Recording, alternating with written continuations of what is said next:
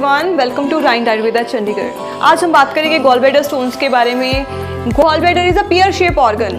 छोटा सा पियर shape organ होता है, ये हमारे लीवर के साथ अटैच होता है, राइट साइड पे होता है। This is 7 to 10 centimetre in length and 5 centimetre wide. Bladder stores 30 to 50 ml bile at one time.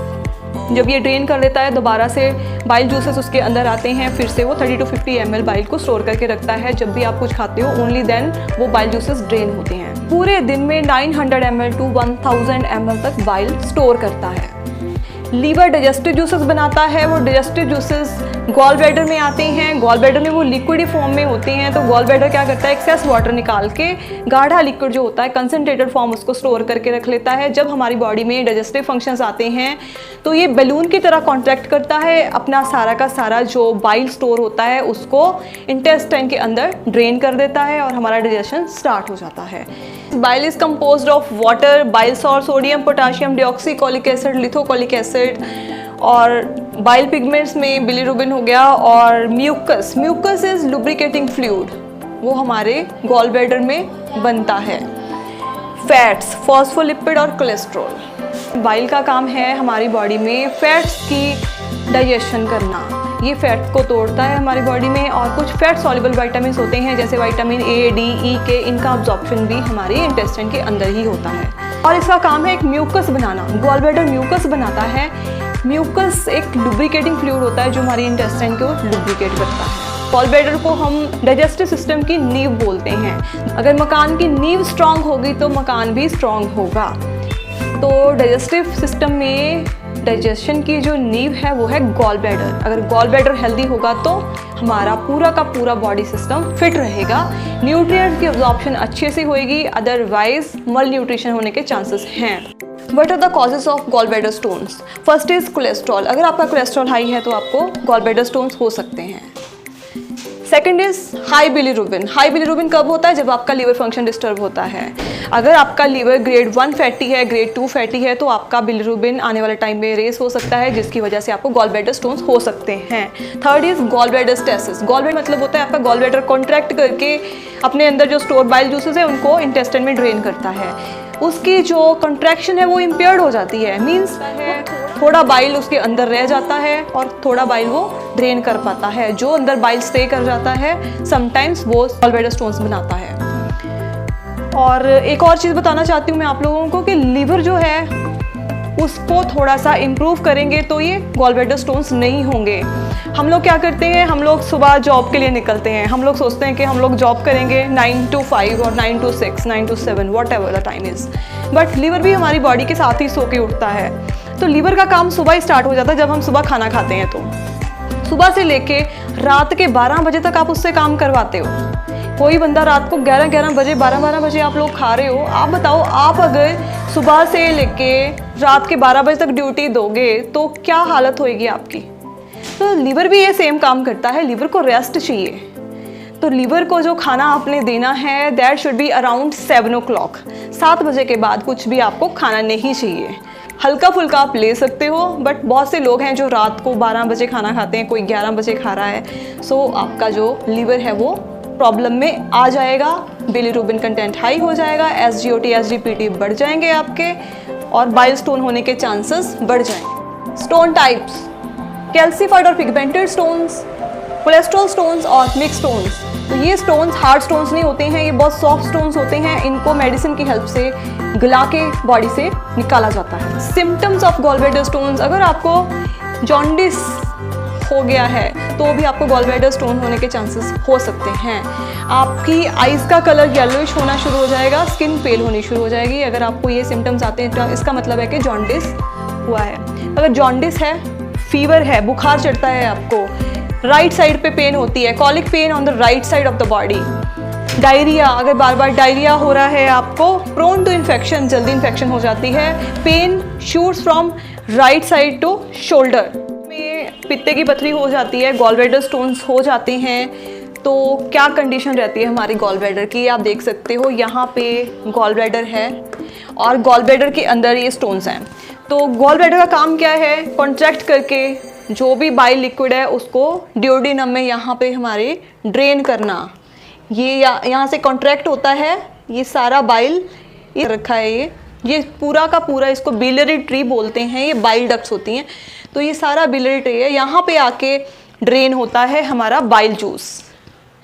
तो जब यहाँ पे स्टोन्स हो जाते हैं, तो जब कॉन्ट्रैक्ट करता है गॉल ब्लैडर तो स्टोन यहाँ पे आके फंस जाती है हमारे सिस्टिक डक्ट में, तो उसको बोलते हैं कॉलीसिस्टाइटिस। तो जो गॉल ब्लैडर स्टोन्स हैं उनको बोलते हैं कॉलीलिथियासिस।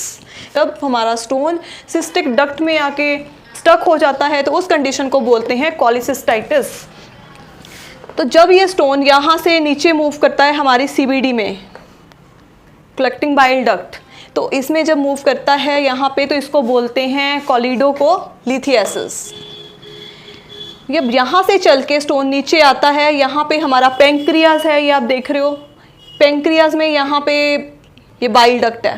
तो पेंक्रियाज में से जो पेंक्रियाटिक जूसेस होते हैं, पेंक्रियाज पेंक्रियाटिक जूसेस बनाता है, पेंक्रियाटिक जूसेस हमारे ड्यूडेनम में उसी टाइम पे ड्रेन होते हैं। अमाइलेज लाइपेज एंजाइम होते हैं जो खाना पचाने में हेल्प करते हैं। लीवर यहाँ से बाइल बना के हमारे गॉल ब्लैडर में, गॉल ब्लैडर यहाँ से बाइल नीचे भेजता है और पेंक्रियाटिक जूसेस भी सेम टाइम पे इसमें ड्रेन होते हैं। जब स्टोन यहाँ से मूव हो जाती है तो यहाँ पे जो एम्पुला होता है, ये जो जंक्शन है यहाँ पे, इसको एम्पुला बोलते हैं। इसमें जब आके स्टोन स्टक हो जाती है तो ये पेंक्रियाज की जो बाइल की मूवमेंट है यहाँ पे रुक जाती है, तो यहाँ पे बाइल जूसेस ड्रेन होते नहीं हैं और इस कंडीशन को पेंक्रियाटाइटिस बोलते हैं। इस कंडीशन में पेशेंट को बहुत प्रॉब्लम होती है, डायरिया, वॉमिटिंग टाइप फीलिंग होनी शुरू हो जाती है।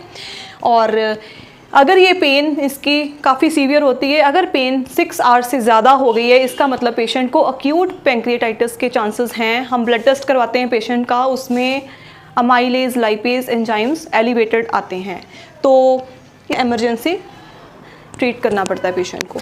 कोलिंजाइटिस में क्या होता है, जब यहाँ पे स्टोन आके फंस जाती है तो ये पूरा ऊपर का बाइल नीचे आता नहीं है, हमारा पूरा बिलियरी ट्री जो है इसमें इन्फ्लामेशन हो जाती है। तो पूरा का पूरा स्वेलिंग होने के कारण इसमें बैक्टीरियल इन्फेक्शन के चांसेस बढ़ जाते हैं, जिसको कोलिंजाइटिस बोलते हैं। This is very risky condition. 5th is gall bladder cancer.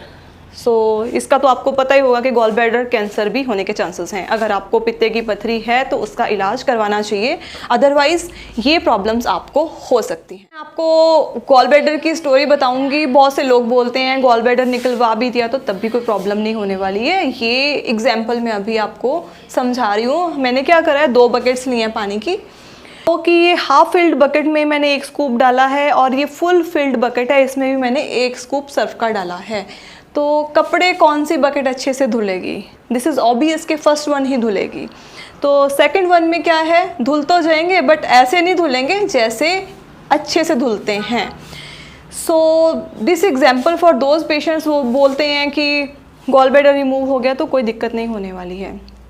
तो मैं उन लोगों को बताऊंगी कि ये जो गॉल ब्लैडर है ये क्या करता है, एक्सेस वाटर ड्रेन करके सिर्फ और सिर्फ गाढ़ा लिक्विड स्टोर करता है। अब गॉल ब्लैडर यहाँ से आपका रिमूव हो गया, गॉल ब्लैडर रिमूव होके क्या होता है, हमारी जो बाइल जूसेस की सप्लाई डायरेक्ट ड्यूडेनम में होनी शुरू हो जाती है।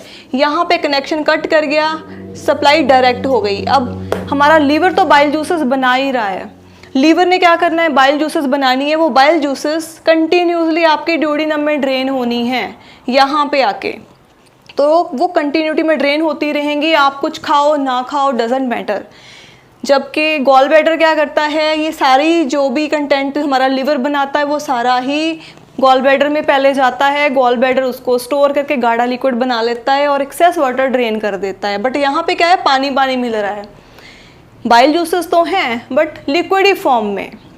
जब आप कुछ खाते हो तो यहाँ पे खाना आपका पचता है। अब आप सोच सकते हो कि मैंने ये एग्जाम्पल क्यों दी है, क्योंकि यहाँ पे आपका खाना अच्छे से पचेगा नहीं, बिकॉज बाइल जूसेस लिक्विड ही फॉर्म में हैं। थोड़ा बहुत खाना आपका पचेगा, just like this bucket. So this is example for those patients जिनको लगता है कि गॉल ब्लैडर रिमूव कर दिया तो कुछ नहीं होने वाला है। आपका डाइजेस्टिव फंक्शन पूरा का पूरा डिस्टर्ब होने वाला है, because digestive system is the base of body.